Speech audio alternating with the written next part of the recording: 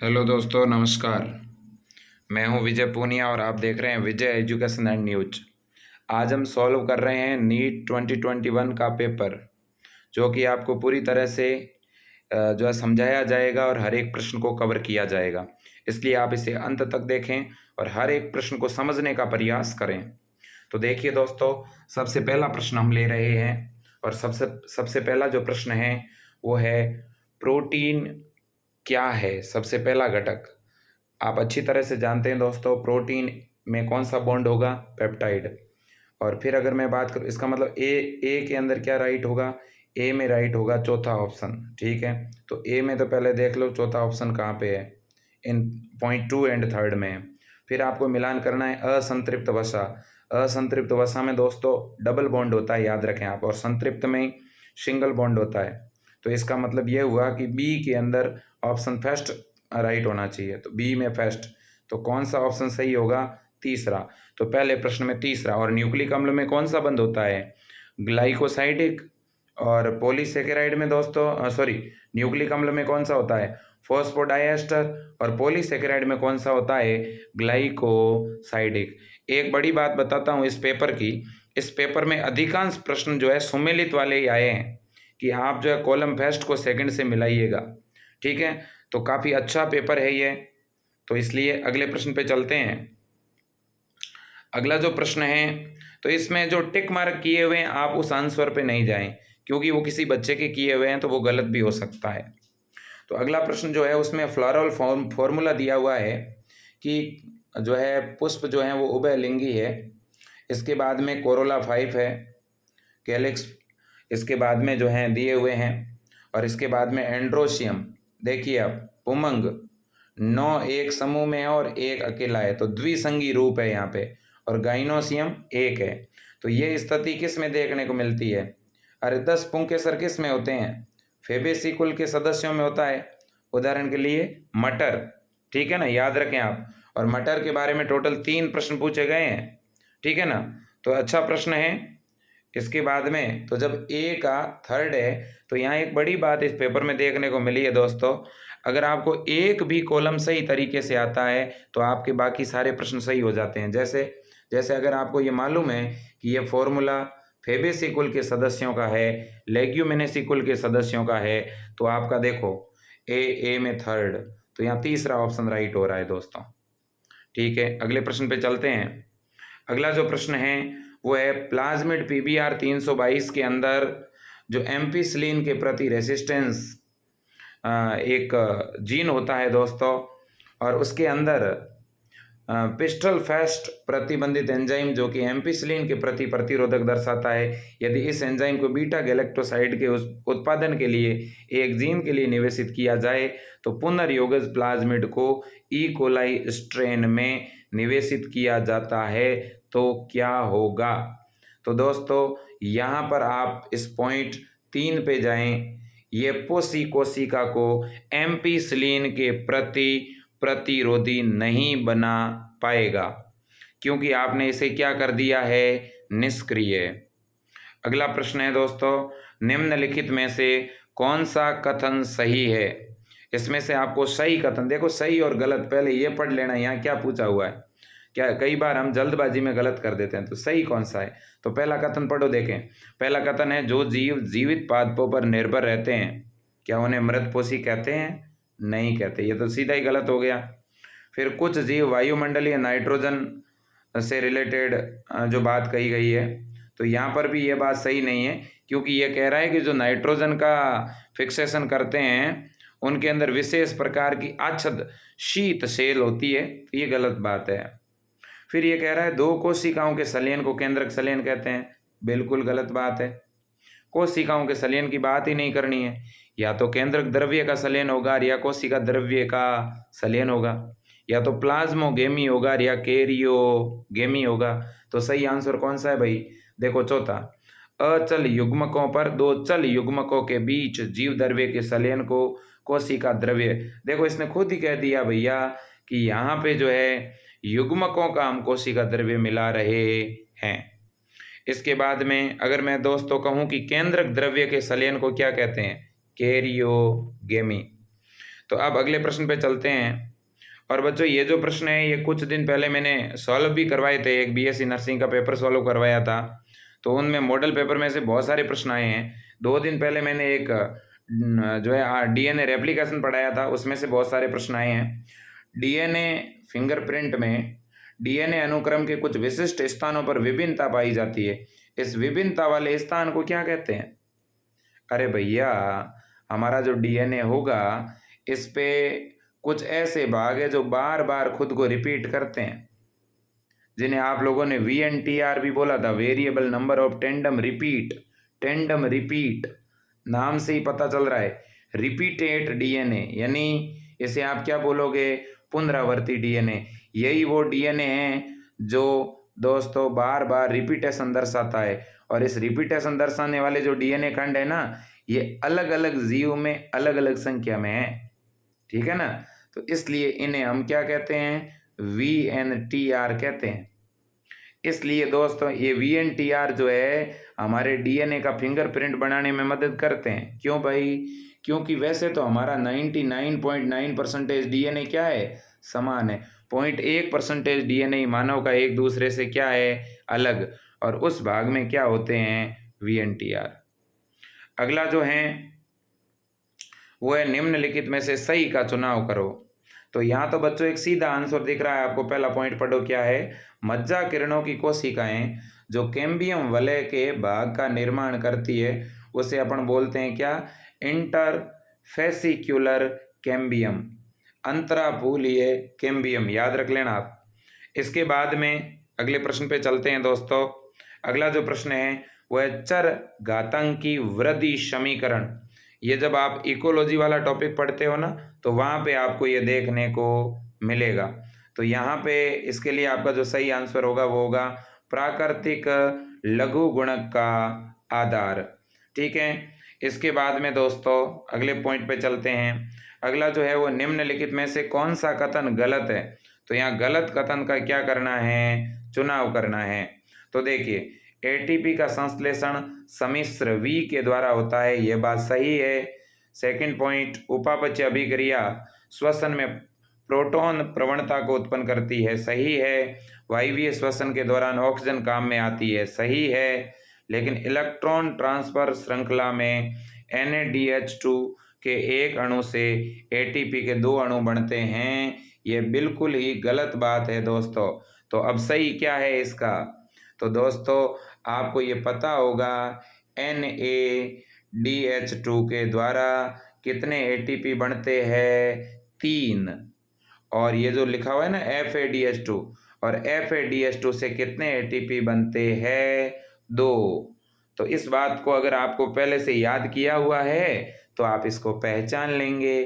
तो 143 नंबर जो प्रश्न है इसमें गलत कौन सा कथन है भाई? चौथा गलत है। अब दोस्तों अगले प्रश्न पे चलते हैं। अगला प्रश्न देखिए भैया। अगला जो प्रश्न है वो है देखो बहुत ही अच्छा प्रश्न है ये। एक अनुलेखन इकाई में कूटरज्जुक एक mRNA पर प्रतिकृत होता है। आपको सही का चुनाव करना है। तो ये पॉइंट जो है वो सही नहीं है। इसके बाद में विभक्त जीन व्यवस्था प्रोकैरियोट की विशेषता है, बिल्कुल भी नहीं है। अरे विभक्त जीन का मतलब होता है स्प्लिट जीन। आप कहोगे सर हमने तो स्प्लिट जीन तो पढ़ा नहीं था। तो स्प्लिट जीन नहीं पढ़ा तो आपने ये तो पढ़ा है ना RNA स्प्लाइसिंग, कि HNRNA से mRNA बनता है, ये तो पढ़ा होगा। ये मामला किस में चलता है? प्रोकैरियोट में कि यूकैरियोट में? ये तो यूकैरियोट में चलता है। तो इसलिए ये भी अपना गलत हो गया और ये भी गलत हो गया।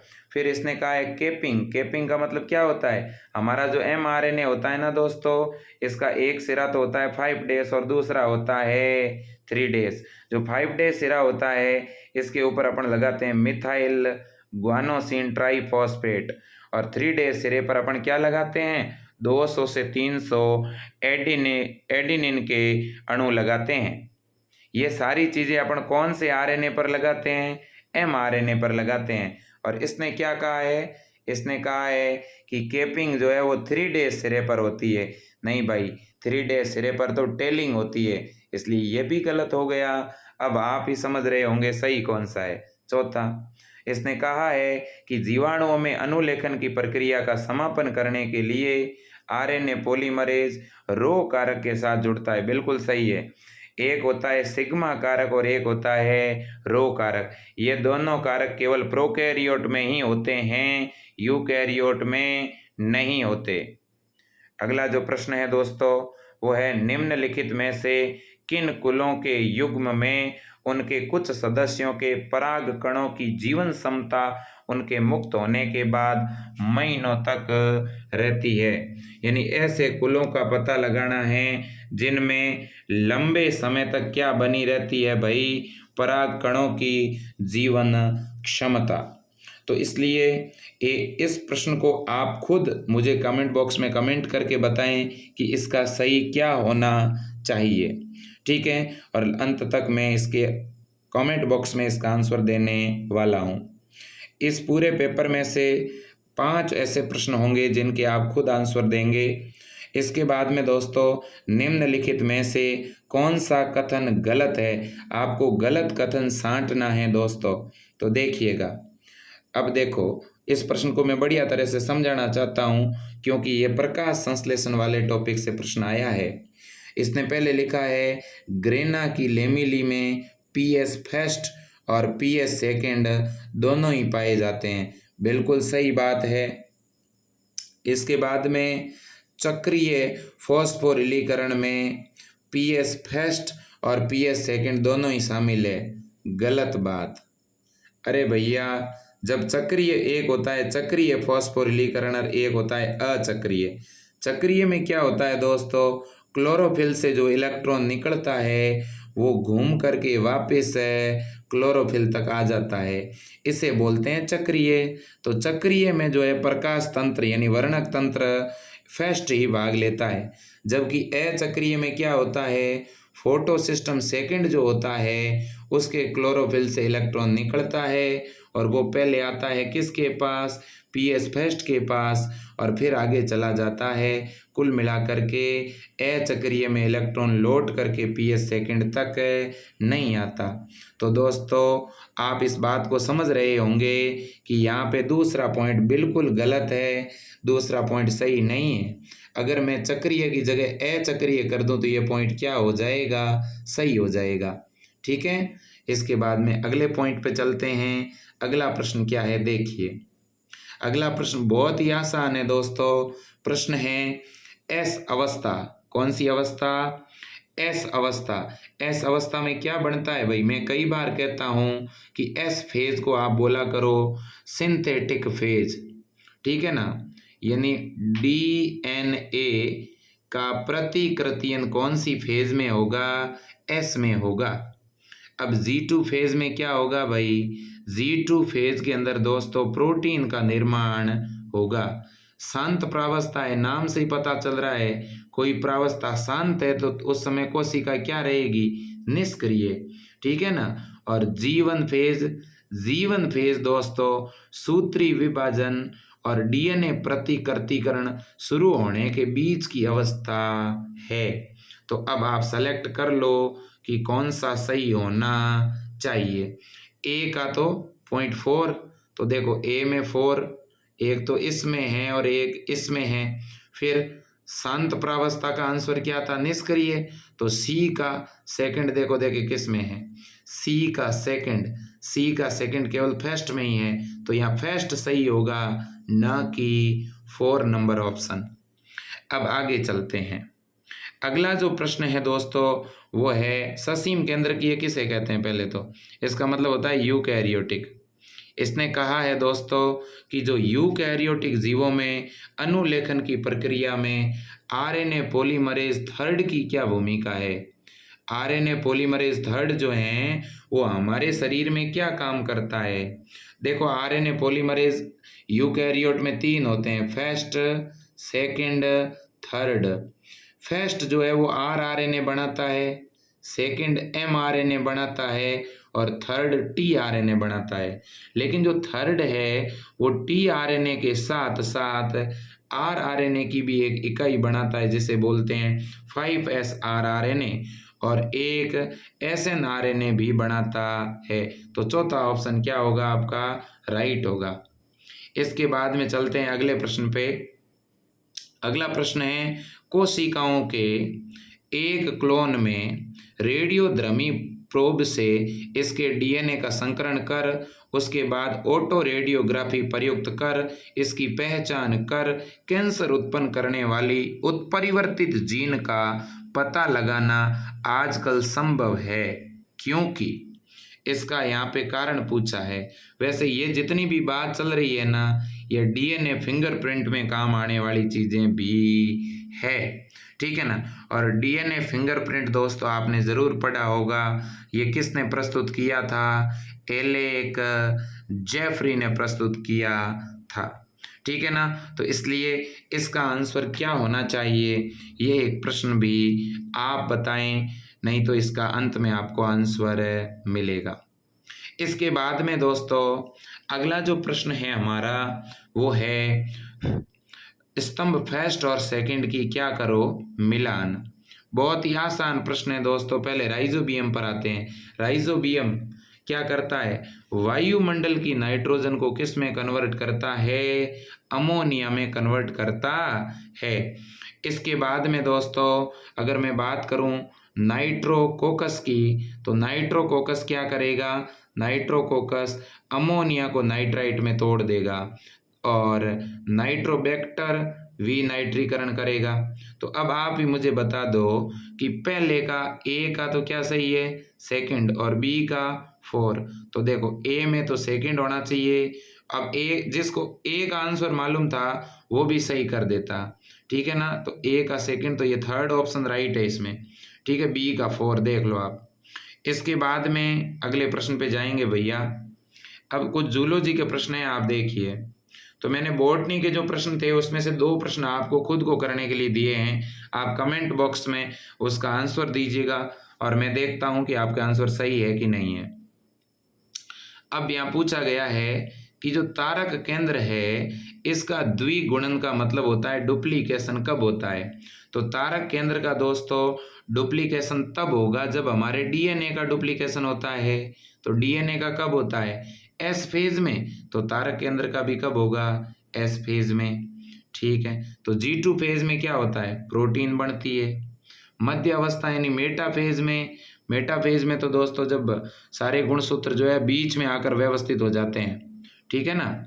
अब इसके बाद में अपन बात करें पीसीआर से जीन संप्रवर्धन की अभिक्रिया के दौरान यदि आरंभ में ही तापमान उच्च नहीं बनाया रखें तब कौन सी क्रिया प्रभावित होगी?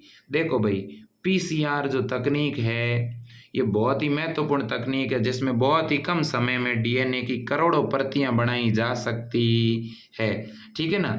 पीसीआर के दोस्तों 3 चरण हैं। 3 कौन से चरण हैं? एक है डीनेचुरेशन जिसे निष्क्रियण कहते हैं, दूसरा है एनेलिंग अनुक्रमण, ठीक है ना, और फिर तापानुशीलन बोलते हैं इसे, और फिर है एक्सटेंशन यानी प्रसार। तो 3 इसके चरण हैं।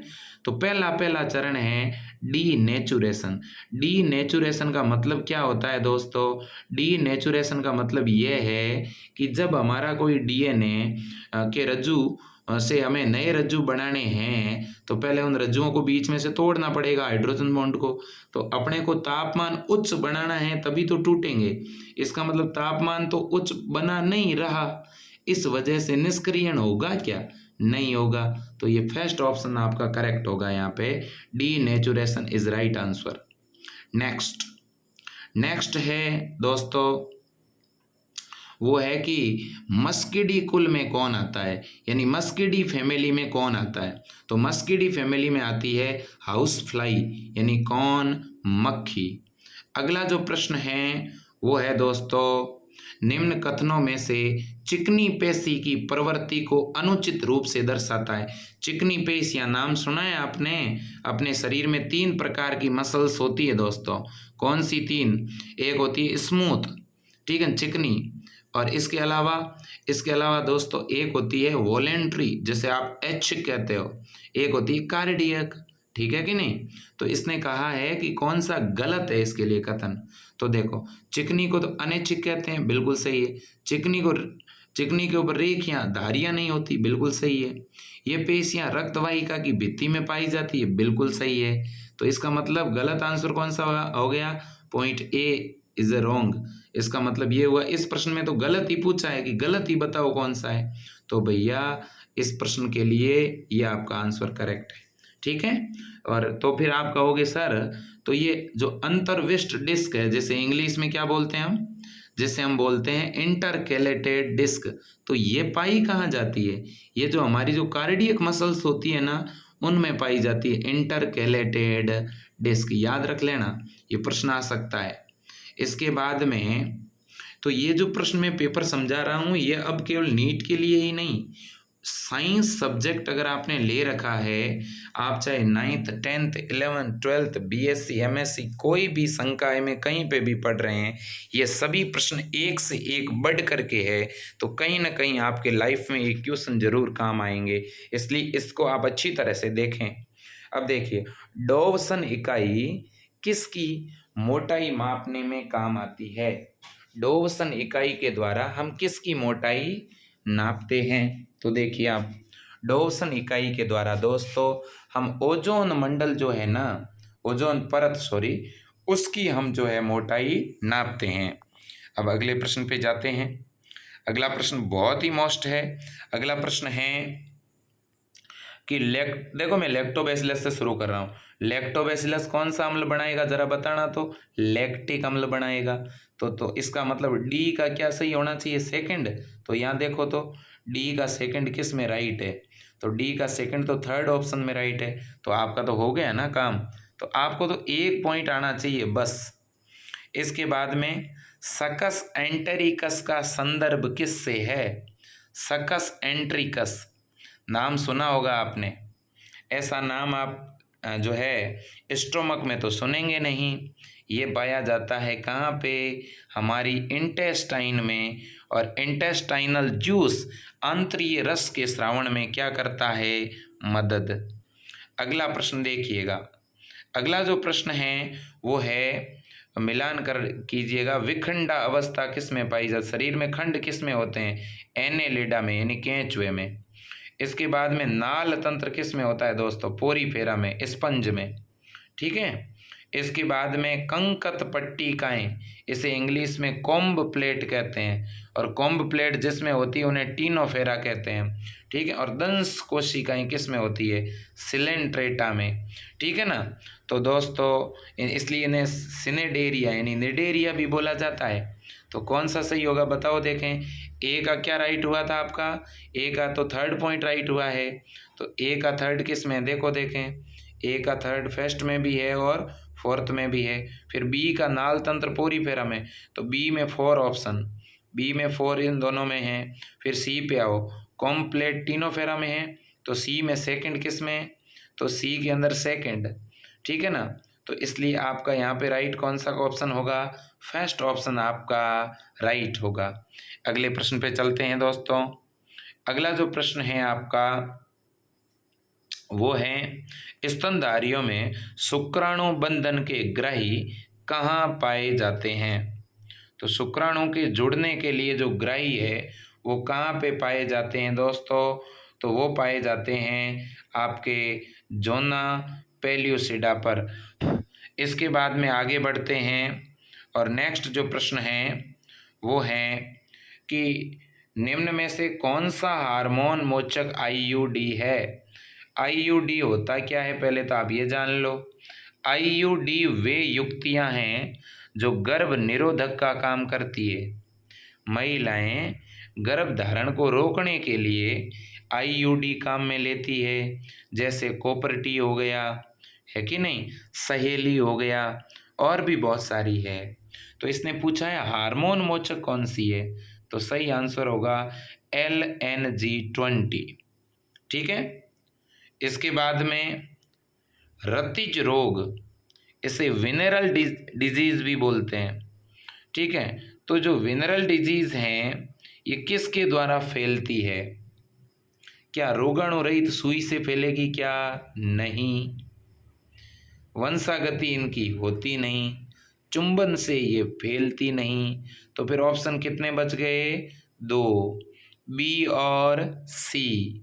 तो देखिएगा ऑप्शन पहला करेक्ट है आपका।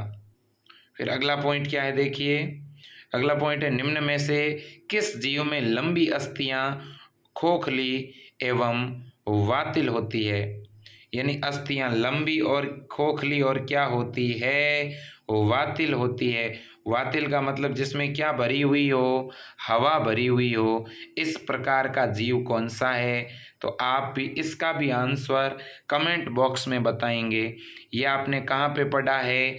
यह आपने जब जंतुओं का वर्गीकरण पढ़ा था तो वहाँ ज़रूर पढ़ा है। बहुत ही बढ़िया प्रश्न देखिए, कुप्पिकाओं में ऑक्सीजन और कार्बन डाइऑक्साइड का आंशिक दाब कितना होता है? याद रख लेना प्यारे बच्चों, कुप्पिका फेफड़ों की संरचनात्मक और कार्यात्मक इकाई होती है। कुप्पिका में हमेशा ऑक्सीजन का दबाव हाई रहता है। तो O2 का तो कितना होगा? 104 mm ऑफ Hg और CO2 का कितना होगा? 40। अगला जो प्रश्न है, यदि डीएनए अणु में एडिनिन की मात्रा 30% हो तब थाइमीन, ग्वानिन और साइटोसिन कितने परसेंटेज होंगे? ये हाल ही में मैंने एक दिन बीएससी नर्सिंग के पेपर में भी डिस्कस किया था। देखिए दोस्तों, टोटल यहाँ पे नाइट्रोजनी सार कितनी है? 100%, मतलब 100 नाइट्रोजनी सार है, ठीक है। उनमें से 30 एडिनिन है। अब दोस्तों, 4 गाफ का नियम ये कहता है कि जितनी एडिनिन होगी उतनी थाइमीन होगी। तो अगर 30 एडिनिन है तो थाइमीन भी कितनी होगी? 30। 30 और 30 कितने हो गए? 60। तो 60 तो एडिनिन और थाइमीन हो गई। अब नियम ये कहता है कि जितनी ग्वानिन होगी उतनी साइटोसिन होगी। तो पीछे कितनी बच गई? जब 60 ये दोनों हो गई, पीछे कितनी बची? 40। तो 40 में से 20 तो क्या होगी? ग्वानिन, और 20 ही क्या होगी? साइटोसिन। तो इसने क्या पूछा? Thymine, guanine, cytosine. तो थाइमीन कितनी निकाली आपने? थाइमीन 30। तो देखो, एक ही ऑप्शन है इसमें और है ही नहीं, पहला ऑप्शन सही है। इसके बाद में अगला जो प्रश्न है वो भी काफ़ी महत्वपूर्ण है कि एक नर और मादा दोनों में दांत्र कोशिका है रक्तता, मतलब सिकल सेल एनीमिया हो चुका है, ठीक है ना, और दोनों के लिए जीन विषम युग्मजी अवस्था में है। तो ये संकरण से उत्पन्न जो संतान करेंगे उनमें रोग की प्रायिकता क्या रहेगी? तो देखिए दोस्तों, देखो 4 तरह की डिजीज है जिनमें 2 तो आपके सिलेबस में दी हुई है, लिंग सहलग्न, एक्स लिंग सहलग्न, और 2 दी गई है अलिंग सहलग्न। तो एक्स लिंग सहलग्न बीमारी तो आपकी एक हीमोफीलिया है, एक वर्णनता है, और अलिंग सहलग्न कौन सी है? सिकल सेल एनीमिया और फिनाइल कीटोन यूरिया। तो अब देखो, तो ये जो बीमारी है ना अलिंग सहलग्न, इसकी वंशागति नर और मादा में समान प्रकार से होती है, क्योंकि विषम युग्मजी अवस्था में महिला और पुरुष दोनों ही इसके वाहक है। इस वजह से ये बीमारी आगे कितने परसेंटेज जाएगी? 25%। क्लियर बात है। अब देखिए, इसके बाद में हम बात कर रहे हैं कि किसी भी रोग के प्रभावी उपचार के लिए कौन सा निदान तकनीक अपनाया जाता है? निदान का मतलब होता है डायग्नोसिस, यानी जांच करने के लिए। कोई बीमारी है उसकी जांच करोगे, तो इसमें जांच की टेक्निक कौन सी है? प्यारे बच्चों, सदर्न ब्लोटिंग से तो अपन डीएनए खंड का जो है वो नाइट्रोसेलुलोज पेपर पर स्थानांतरण करते हैं, वेस्टर्न में प्रोटीन का करते हैं, संकरण तो एक अलग मसला है। तो फिर कौन सा परीक्षण हुआ? एलिजा। एलिजा परीक्षण जो है एड्स में भी किया जाता है। एलिजा परीक्षण, एलिजा की फुल फॉर्म क्या है? एंजाइम लिंक्ड इम्यूनोसॉर्बेंट एसे, याद रख लेना। आगे बढ़ते हैं, अगला जो प्रश्न है वो देखिएगा आप। अगला प्रश्न है, निम्न कथनों को पढ़ो। मेटाजेनेसिस कृमियों में पाया जाता है, पहला ऑप्शन है। फिर है इकाइनोडर्म त्रिकोर की और गुहीय होते हैं, मतलब इनके बॉडी में देह गुहा होती है, ये तो पॉइंट सही है। गोल कृमियों का संगठन स्तर अंग तंत्र स्तर का है, ठीक है। इसके बाद में टिनोफोरा में कंकत पट्टिकाएँ पाई जाती है, ठीक है। इसके बाद में जल सहवहन का इकाइनोडर्मेटा में एक विशिष्टता है, मतलब उसमें वाटर वस्कुलर सिस्टम पाया जाता है। फिर इसने कहा है निम्न विकल्पों से उचित का चुनाव करना है। तो उचित कौन कौन से हो गए भाई? पहला तो अनुचित हो ही गया, बाकी आपके क्या है, उचित है। लेकिन इस पे ध्यान दीजिएगा, टिनोफोरा में कंकत पट्टिकाएं हैं जरूर, कॉम्ब प्लेट है, ये प्रोटेक्शन का काम कर रही है, पाचन से इसका संबंध नहीं है। इसके बाद में अगला जो प्रश्न है वो दोस्तों फिर से गर्भ निरोधक युक्ति के बारे में है। बहुत ही अच्छा प्रश्न है। प्रश्न देखिए क्या है। प्रश्न है कि भाई शुक्रवाहिनी विच्छेदन। अब वैसे तो इस प्रश्न से सीधा आंसर निकल रहा है कि शुक्रवाहक उच्छेदन का मतलब क्या है? शुक्रवाहिनी को काटना, नली का उच्छेदन तो अंडवाहिनी को काटना, डिम वाहिनी को, एक ही बात है। तो इन दोनों से आंसर निकल जाएंगे आपके। देखो देखो सी का जो है वो ऑप्शन नंबर सेकंड है। तो सी में सेकंड कहाँ पे है? देखो तो ये सी और ये सेकंड, यहाँ चौथा ऑप्शन आपका करेक्ट होगा भाई। और सी में तो क्या है? सेकंड है। और डी में क्या है? डी में 4 है। तो देखो डी में 4, ठीक है कि नहीं? तो इस वजह से मैं कह रहा हूँ। फिर अगला पॉइंट क्या है? अगला प्रश्न है ए बी रक्त समूह के जो व्यक्ति हैं उन्हें सर्वग्राही कहते क्यों हैं? भाई कोई तो कारण होगा उन्हें सर्वग्राही कहने का। तो देखो जिनमें ए बी रक्त समूह होगा दोस्तों, उसकी आरबीसी पर ए एंटीजन भी होगा और बी एंटीजन भी होगा। तो एंटीजन तो दोनों ही होंगे, लेकिन उसका जो रक्त का प्लाज्मा है उसमें न तो एंटीबॉडी ए होगा और न ही एंटीबॉडी बी होगा। तो एंटी ए और एंटी बी का उनमें क्या होता है? अभाव होता है। देखो ऑप्शन पे जाते हैं। आरबीसी में एंटी ए और एंटी बी, एंटी का मतलब एंटीबॉडी, दोनों ही पाई जाती है? भाई नहीं पाई जाती। प्लाज्मा में एंटी ए और एंटी बी नहीं पाई जाती। बिल्कुल, ये तो बात ठीक लग रही है। आरबीसी की सतह पर दोनों प्रतिजन नहीं पाए जाते, ये तो गलत है। प्लाज्मा में प्रतिजन होते भी नहीं है। तो ऑप्शन बी राइट है, यानी सेकंड। इसके बाद में अगला प्रश्न है इंसुलिन के संदर्भ में उचित विकल्प कौन सा है? यानी कौन सा वह पॉइंट है जो इंसुलिन के बारे में बिल्कुल एग्जैक्ट क्लियर है? पहला है परिपक्व इंसुलिन में सी पेप्टाइड नहीं होती, ठीक है। फिर आरडीएनए प्रौद्योगिकी से उत्पादित इंसुलिन में सी पेप्टाइड होती है, ठीक है। इसके बाद में प्राक इंसुलिन में सी पेप्टाइड होती है, ये बात सही है, ये तो सही है।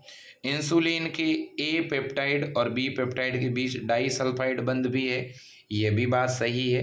तो इसका मतलब यहाँ पे ऑप्शन जो आपका करेक्ट होगा वो होगा आपका ए करेक्ट, फिर सी करेक्ट, फिर डी करेक्ट, ठीक है। इसके बाद में अगला पॉइंट दीर्घकालीन स्वप्रतिरक्षा रोग, जिसमें तंत्रिका और इसके अलावा पेशी संधि प्रभावित होती है और कंकाल पेशी कमजोर और लकवे के कारण एक तरह से प्रभावित हो जाती है। तो ऐसी बीमारी का नाम आपसे पूछा गया है, ठीक है ना। तो इसे बोलते हैं माइस्थेनिया ग्रेविस, ठीक है। इसके बाद में दोस्तों हम चलते हैं अगले प्रश्न पे। अंतःझिल्ली का तंत्र कौन से कोशिकांगों का सम्मिलित रूप है? पहले तो अंतःझिल्ली का तंत्र है क्या? तो देखो हमारी जो कोशिका होती है उसके अंदर कुछ ऐसे कोशिका अंग होते हैं जो अंदर का कंकाल बनाने का काम करते हैं। जैसे हमारा कंकाल हड्डियों से बना है, वैसे ही कोशिका का कंकाल 4 प्रकार के कोशिका अंगों से बना हुआ है। 4 कौन से हैं?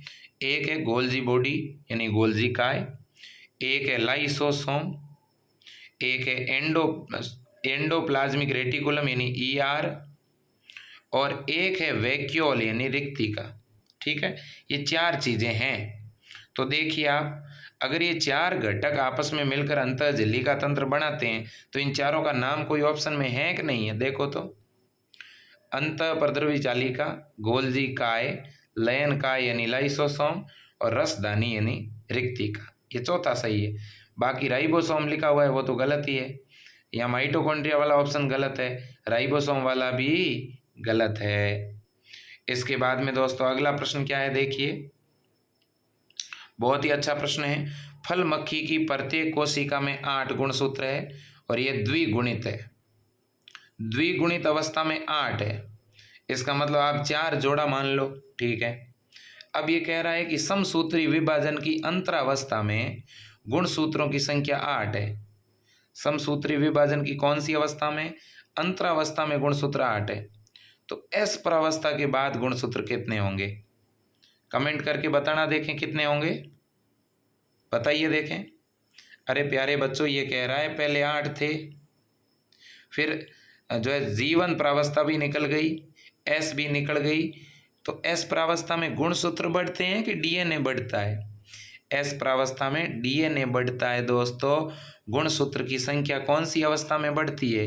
एनाफेज में बढ़ती है। ये आपको कंफ्यूज करना चाह रहा था, तो यहाँ कहीं एनाफेज थोड़ी ना लिखा हुआ है, तो गुणसूत्र 8 ही रहेंगे। गुणसूत्र कितने रहेंगे? 8 ही रहेंगे। क्यों? क्योंकि गुणसूत्र की संख्या केवल डबल कब होती है? एनाफेज में, ठीक है। तो एस फेज में डीएनए डबल होगा, याद रखें। ये प्रश्न भी आया हुआ है कि डीएनए डबल कब होता है? एस फेज में। अब देखो, प्रोकैरियोटिक कोशिका में अनुलेखन में कौन सा एंजाइम प्रारंभन, दीर्घीकरण और समापन को उत्प्रेरित करता है? देखो दोस्तों, हम हैं यूकैरियोटिक और बैक्टीरिया होते हैं प्रोकैरियोटिक। तो जो प्रोकैरियोटिक बैक्टीरिया होते हैं उनमें अनुलेखन का मतलब होता है एमआरएनए का निर्माण, और उनमें एमआरएनए का निर्माण केवल एक ही एंजाइम करवाता है और उसको आरएनए पॉलीमरेज कहते हैं, ठीक है। और ये आरएनए पॉलीमरेज डीएनए पर हमेशा क्या रहता है?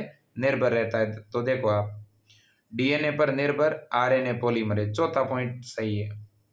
इसके बाद में नेक्स्ट प्रश्न है, कुपिकाओं में ऑक्सी हीमोग्लोबिन बनने के लिए अनुकूल परिस्थिति का चुनाव करना है। यानी वह कौन सी परिस्थिति है जो अनुकूल है? किसके लिए अनुकूल है भाई? ऑक्सी हीमोग्लोबिन बनाने के लिए, ठीक है। तो देखिए, तो कुपिका के अंदर ऑक्सी हीमोग्लोबिन अगर आपको बनाना है तो आपको उच्च तो क्या रखनी पड़ेगी? O2। निम्न क्या रखनी पड़ेगी? CO2, ठीक है कि नहीं। इन दोनों बातों को अच्छी तरह से आप पहले जान लें कि O2 को तो क्या रखना है? उच्च। CO2 को क्या रखना है? निम्न। और H+ को क्या रखना है? उच्च। तो ये आपका ऑप्शन हो गया दोस्तों। इसके बाद में जो है वो बहुत ही इंपॉर्टेंट प्रश्न आया है। ये आपके 11th के अंदर क्लासिफिकेशन से आया है कि फाइसेलिया को पुर्तगाली युद्धपोत बोलते हैं दोस्तों, ठीक है। और जो पिंक टेडा नाम लिखा हुआ है ना, पिंक टेडा को पर्ल ऑयस्टर बोलते हैं, समुद्री मोती, ठीक है ना। तो देख लो, ए में क्या सही होगा? ए में पॉइंट सेकंड। ए में पॉइंट सेकंड किस में? एक तो इसमें और एक इसमें है।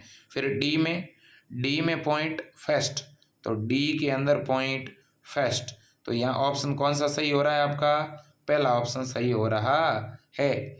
अगला प्रश्न देखिए, निम्न में प्रोटीन संश्लेषण के लिए कौन सा आरएनए जरूरी है? बताओ देखें, बहुत ही सिंपल है।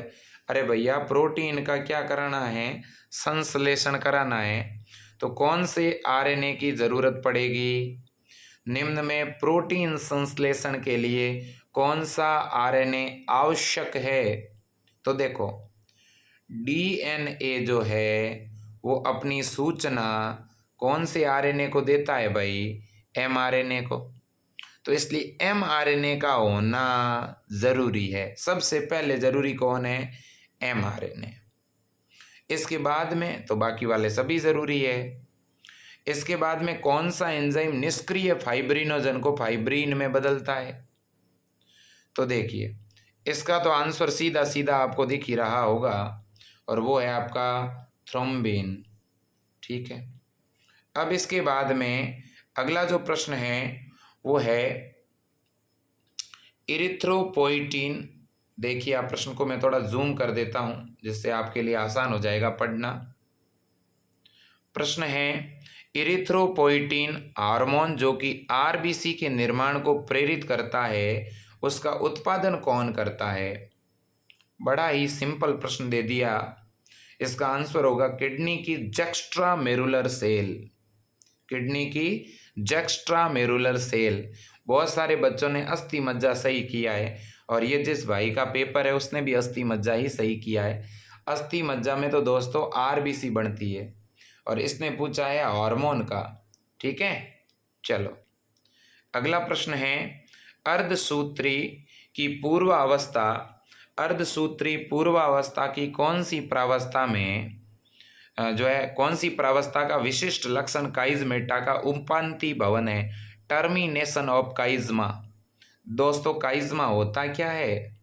जब दो समजात गुणसूत्र की नॉन सिस्टर क्रोमेटिड के बीच जीनी विनिमय होता है तो एक्स आकार की संरचना बनती, जिसे काइज्मा कहते हैं। ये पेंकाइटिन उपावस्था में बनती है ना। लेकिन ये डाइकाइनेसिस उपावस्था में काइज्मा समाप्त हो जाता है। तो डाइकाइनेसिस कहाँ लिखा हुआ है? देखो आप साइड में है ऑप्शन नंबर 1 में, तो ऑप्शन 1 राइट होगा। फिर अगले प्रश्न पे चलते हैं। ओडी अवरोधिनी कहाँ होती है? इंस्पेक्टर ऑफ ओडाई, ओडाई की अवरोधिनी कहाँ होगी भाई? तो देखिए ये है हमारी गृहिणी।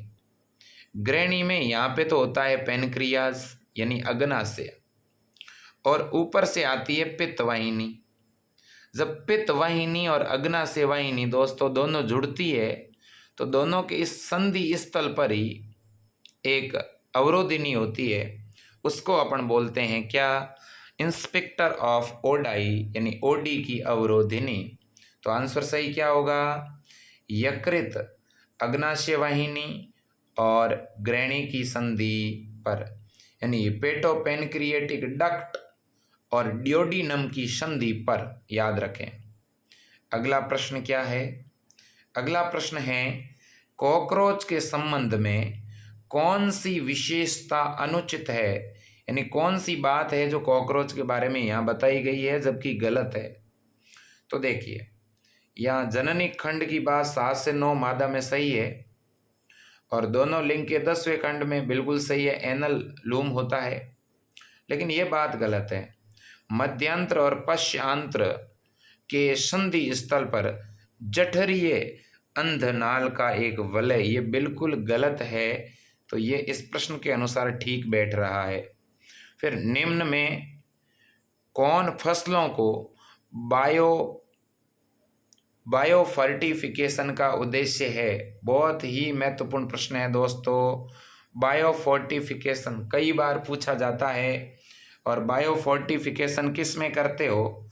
फसलों को एक तरह से सुधारने के लिए। तो अब देखिए इसमें क्या विटामिन की मात्रा बढ़ाने के लिए करते हैं? बिल्कुल करते हैं। पोषक पदार्थ बढ़ाने के लिए करते हैं, प्रोटीन की मात्रा बढ़ाने के लिए करते हैं, लेकिन रोग प्रतिरोधकता में सुधार के लिए ये प्रक्रिया अपनाई नहीं जाती है। अगला पॉइंट, अनुचित कौन सा है पता लगाओ।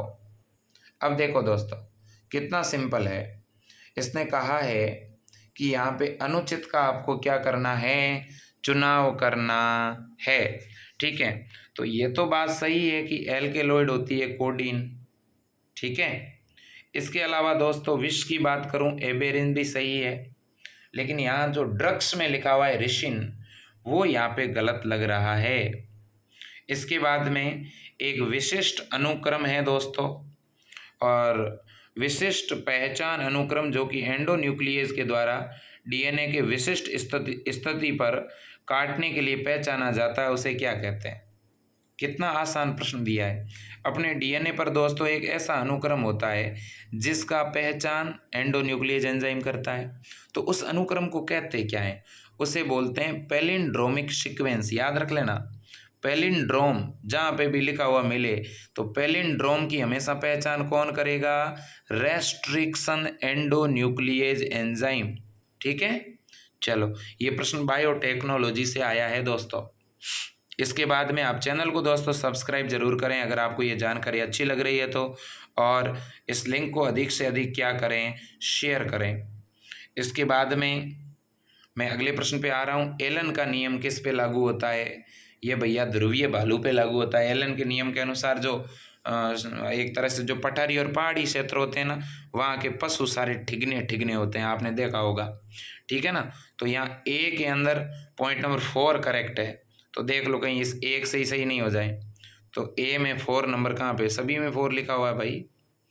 इसके बाद में जो नेक्स्ट है वो है कि शरीर क्रियात्मक अनुकूलन आपको किस में देखने को मिलता है, शरीर क्रियात्मक अनुकूलन। तो ये दोस्तों आपको जो देखने को मिलता है ये मिलता है किस में, मरुस्थलीय शिपकली में। ये प्रश्न एक बार और दोस्तों आप टैली कर लेना, ठीक है ना। और इसलिए इसमें जो करेक्ट ऑप्शन होगा आपका वो होना चाहिए थर्ड। फिर भी आपको एक सलाह दूंगा, इस प्रश्न को एक बार आप टैली ज़रूर कर लेना, ठीक है। अदरवाइज़ आपको इसका और मैं क्लियरिफिकेशन दूंगा, ठीक है ना, क्योंकि एक दो प्रश्न ऐसे थे जिनमें डाउट की स्थिति थी, ठीक है। क्योंकि आगे बढ़ते हैं, अगला प्रश्न लेते हैं दोस्तों। अगला जो प्रश्न है वो है 187। मैं एक बात बताना चाहता हूँ और मैं अक्सर बच्चों को ये बात कहता भी हूँ कि आपको चाहे बायोलॉजी के अंदर ऐसे 2-3 टॉपिक है वो अगर तैयार नहीं है तो आप मान के चलो बायो में आपको 50% नुकसान हो जाता है। कौन से, एक तो बायोटेक्नोलॉजी और एक दोस्तों जेनेटिक एंड मॉलिक्यूलर बायोलॉजी। सबसे ज़्यादा प्रश्न इन्हीं पोर्शन से आए हैं और बच्चों के यही पोर्शन है जो अक्सर गलत होता है। देखिए प्रश्न क्या है, AUG क्या है जानते हो दोस्तों। AUG प्रारंभिक कोडोन है, mRNA के 5 प्राइम सिरे पर होता है, पहला कोडोन यही है और इसके लिए मिथायोनिन और फिनाइल एलेनिन अमीनो अम्ल आते हैं। फिर दूसरा है AAA, ए कोड है, फिर AAG, दोनों के लिए लाइसीन का कूट लेखन होता है। अब ये कह रहा है कि कथन एक तो सही है लेकिन 2 नंबर गलत है। बिल्कुल यही बात है, पहला कथन सही है और दूसरा क्या है, गलत है। इसके बाद में अगले प्रश्न पे चलते हैं। अगला प्रश्न भी अस्थियों से रिलेटेड है। स्कैपुला, कौन सी स्कैपुला अस्थि है जानते हो आप भैया? स्कैपुला अस्थि है कौन सी, बहुत से बच्चों को तो ये भी नहीं मालूम। हमारे पीठ के ऊपर एक इस प्रकार की त्रिकोणीय अस्थि पाई जाती है कि नहीं पाई जाती, 2 पाई जाती है दोनों तरफ, वो है स्कैपुला। तो ए का कौन सा पॉइंट राइट है भाई, चौथा, ठीक है। फिर अगर अपन बात करें उरोस्थि की, उरोस्थि को स्टर्नम बोलते हैं। देखिए तो स्टर्नम कौन सी बोन है, फ्लैट बोन है। ये सामने जो है ना आपकी जो छाती की बोन जैसे बोलते हैं, जिसपे पसलियां आकर के जुड़ती है, ठीक है ना, ये जो हड्डी है जिससे सामने की तरफ पसलियां जुड़ती है, इसका नाम उरोस्थि या स्टर्नम है। तो फिर पॉइंट सी का क्या सही होना चाहिए, पॉइंट नंबर सेकंड। तो देखो सी में सेकंड किस किस में है भाई, इन दोनों में है। और पॉइंट नंबर ए में 4 ऑप्शन किस में है, ए में 4 इसमें है। तो ये आपका करेक्ट हो गया, कौन सा, पॉइंट सेकंड। इसके बाद में अगला प्रश्न देखिएगा। अगला प्रश्न है कि जब एक व्यक्ति उच्च तुंगता पर आ जाता है, अब ये तुंगता क्या चीज़ है भाई, यानी बहुत अधिक ऊंचाई पर आ जाता है, तो वह तंगुता बीमारी के लक्षण यानी सांस फूलना, हृदय की धड़कन बढ़ना महसूस करता है। सही बात है। फिर इसने लिखा है उच्च तंगुता पर निम्न वायुमंडलीय दाब के कारण शरीर को पर्याप्त ऑक्सीजन नहीं मिलती। अब देखो इसने कहा है ए तो सही है लेकिन आर गलत है। नहीं, ऐसी बात नहीं है, सही तो दोनों ही है। ए असत्य, ये गलत बात। ए और बी सत्य है लेकिन आर ए की उचित व्याख्या करता है, और फिर है आर ए की उचित व्याख्या नहीं करता। तो देखो दोस्तों ये जो दोनों पॉइंट है एक दूसरे से कनेक्टेड हैं, ठीक है, जुड़े हुए हैं। तो इसलिए आप इस बात को मान के चलें कि जो पॉइंट आर है, ठीक है, वो ए की व्याख्या कर ही रहा है। इसके बाद में अगला जो पॉइंट है वो है केंचुओं के पुरोमुख, केंचुए के पुरोमुख यानी प्रोस्टोमियम के संबंध में कौन सा सही कथन है।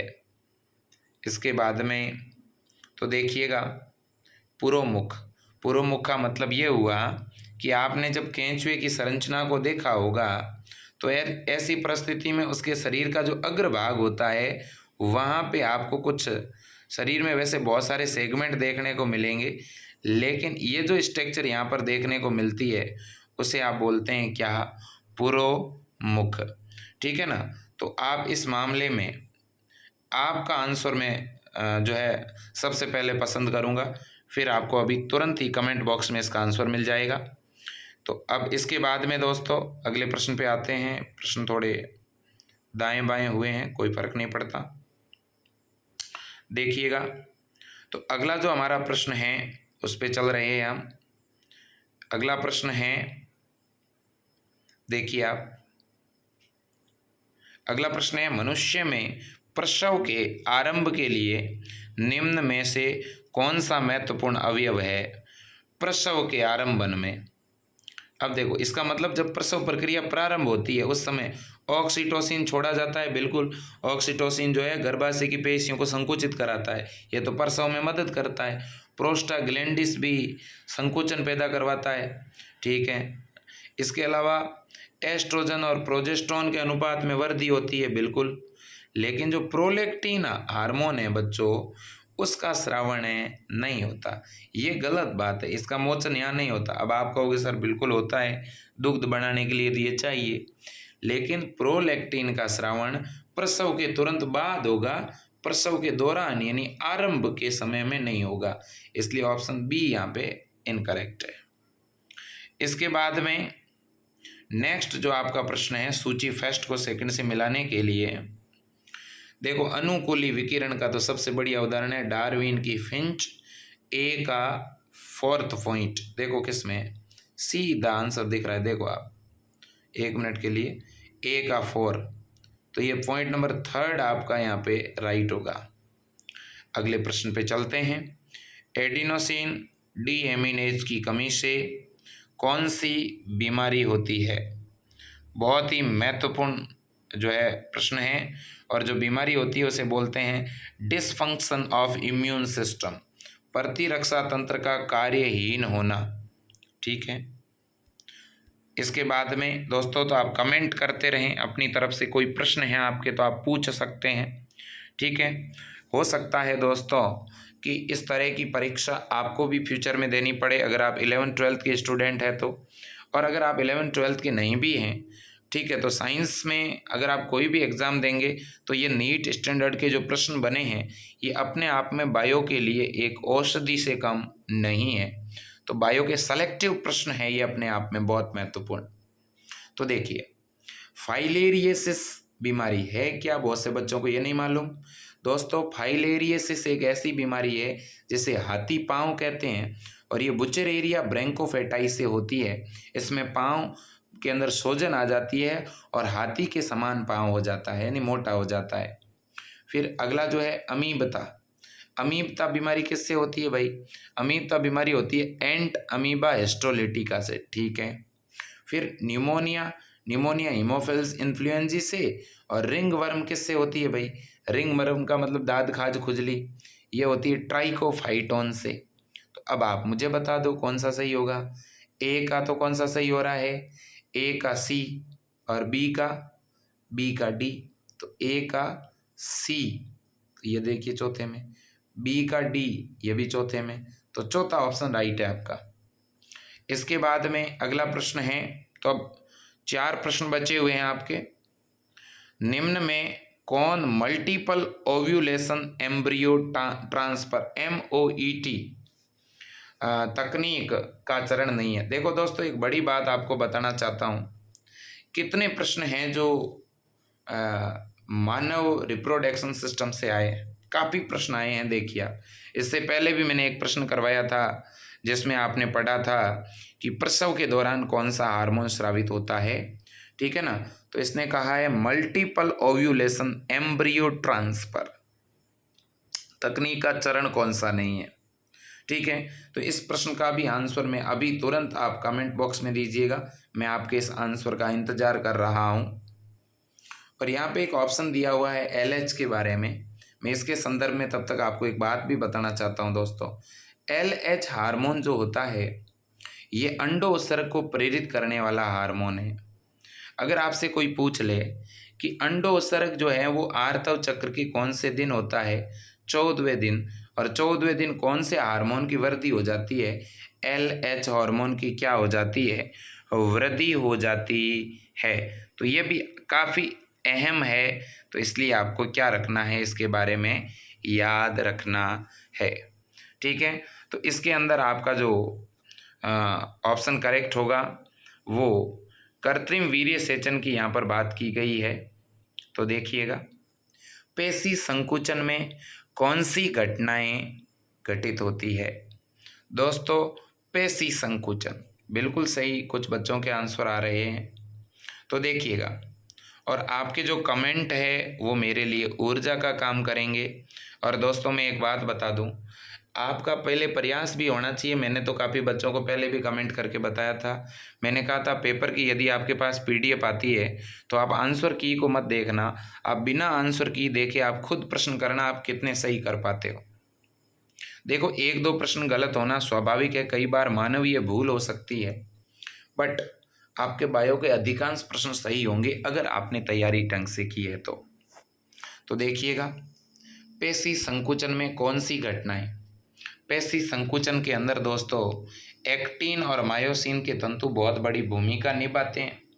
ठीक है, तो ये कह रहा है कि इसमें H क्षेत्र विलुप्त हो जाता है। बिल्कुल ठीक है, H क्षेत्र छोटा हो जाता है, धीरे धीरे गायब भी हो जाता है। ए बैंड चौड़ा हो जाता है। अब यहाँ 2 तरह के बैंड होते हैं, एक होता है ए बैंड और एक होता है आई बैंड। ठीक है, तो ये कह रहा है ए बैंड चौड़ा हो जाता है। फिर क्या कह रहा है, मायोसिन ATP को जल अपघटित कर ADP और फॉस्फेट में तोड़ती है और एक्टिन से जुड़ी हुई जेड रेखा अंदर की तरफ आती है। तो यहाँ कोई बैंड चौड़ा नहीं होता, ये बात इन्होंने जो कही है इन्हें वापस सोचने की ज़रूरत है। यहाँ जो B है वो नहीं होता। ठीक है ना, इसके बाद में बाकी सही, सभी सही है। तो अब आप ऑप्शन बता दो कौन सा होगा, ACD। तो किस में है भाई, A किस में है, C किस में है, D किस में है, E किस में है। अगला पॉइंट देखिएगा, लिपिड के संबंध में कौन सा कथन सत्य है। ऐसे लिपिड जिनमें केवल एकल बंध होता है उन्हें असंतृप्त वसा कहते हैं। अरे भाई, ये तो गलत हो गई बात, अभी तो पढ़ा था। ठीक है, लेसिथिन फॉस्फोलिपिड है, ठीक है। इसके बाद में ये बात भी ठीक है, ट्राई हाइड्रोक्सी प्रोपेन ग्लिसरॉल हो गई।